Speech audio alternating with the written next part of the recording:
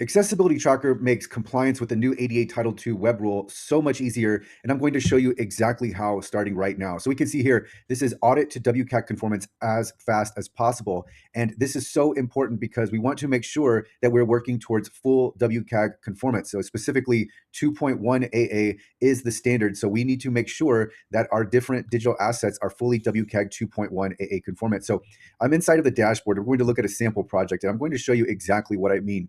Now, for this project, what we've done is we've already uploaded our accessibility audit report. So the issues have all been extracted. They're now inside of Accessibility Tracker, and I'm going to go ahead and view those issues.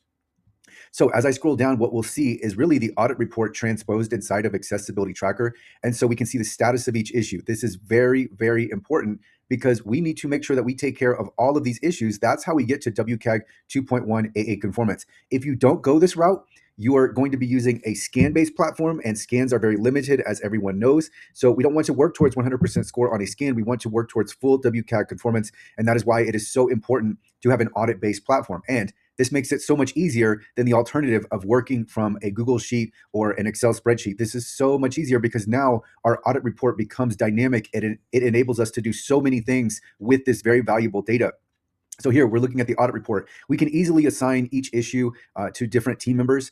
And what's very important is we can change the status of each issue. So let's say that your team has completed an issue. You can go in here and mark an issue as completed.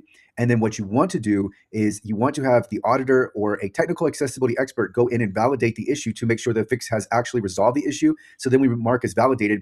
Once we've got the issue marked as validated, we know that we are finished with that issue.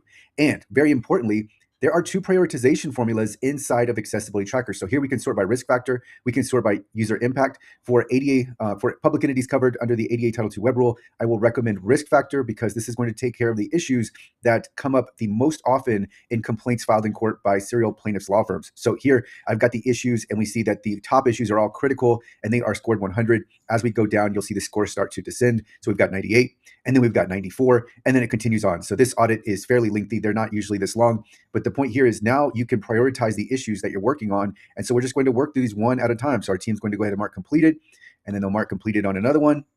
And then once we've got all of these completed, we're going to start validating. And we're going to mark validated. If it's not actually fixed, then the validator will update the status to needs work, and we'll know that there are certain issues that needs work.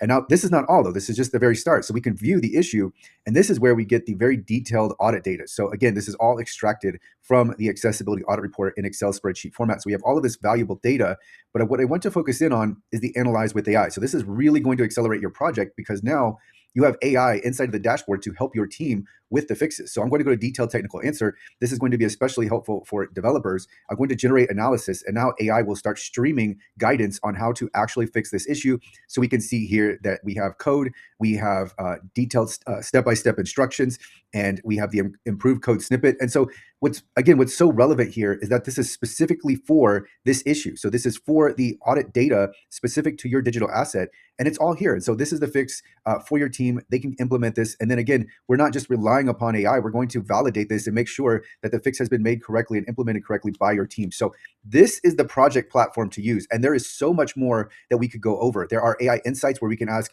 hey, how soon do you expect this project to be completed based on our current progress? We can give insight to anybody who would like to look at our project, see what our current project is. This is really helpful if you, let's say you have a project manager or even someone, a director that's overseeing the project, and they want to see how far along are we with this project.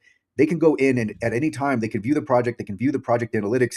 And in fact, we can go back now and look at some of the project analytics. And so here we have a quick overview of the project. So we have 123 issues, 110 are opening, one issue is marked in progress, 3 are fixed, 7 are validated. And again, this is all sample data, but this gives you an idea of the level of detail that we can get into, and we can generate a progress report using AI based on the current status of our project, and we can deliver this project report to anybody. So this is the platform that you really need to have, especially with ADA Title II, because WCAG 2.1 AA conformance is now required. So we have to get there. We have to know exactly when we get there. This gives you the level of detail and specificity that you need, but really for all accessibility projects, unless you're just concerned with the issues that are identified through a scan, then you need to have an audit-based platform. But speaking of scans, many clients have asked me about scanning and monitoring. So at the end of January, or at the end of February, we will have scanning and monitoring. So in less than a month after this video is recorded, if you're watching this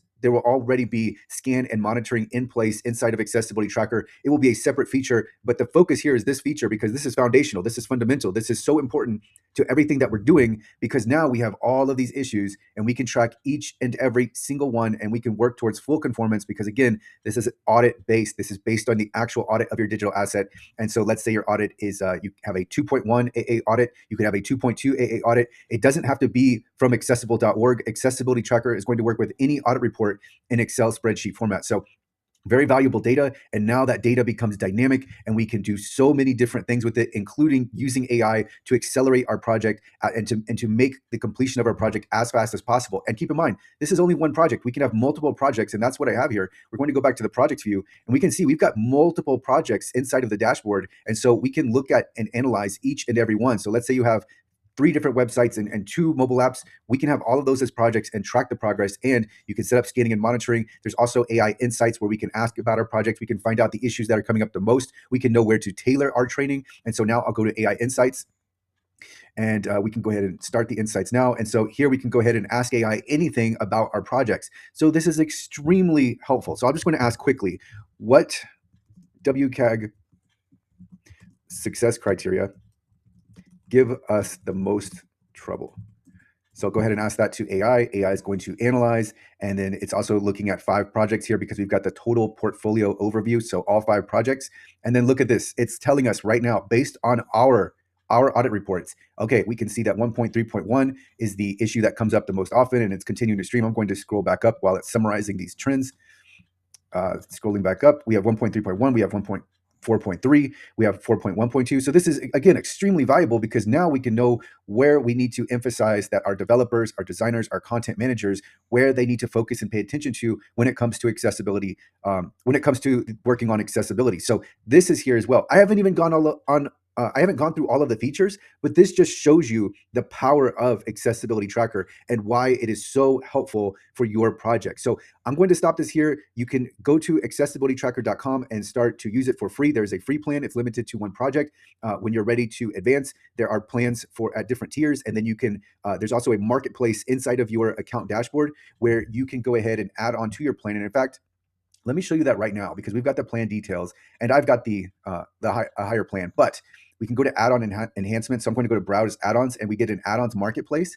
And what's really nice is sometimes we don't need to completely level up our plan. We just need to add one thing or another. So let's just say you need more projects, but you're fine with being at the $49 a month tier. You can simply just add more projects and pay for those projects and that'd be it. Or you could add more team members, or you could increase your issues. You could add to your AI interaction credits. There's so much here for you. There's so much flexibility.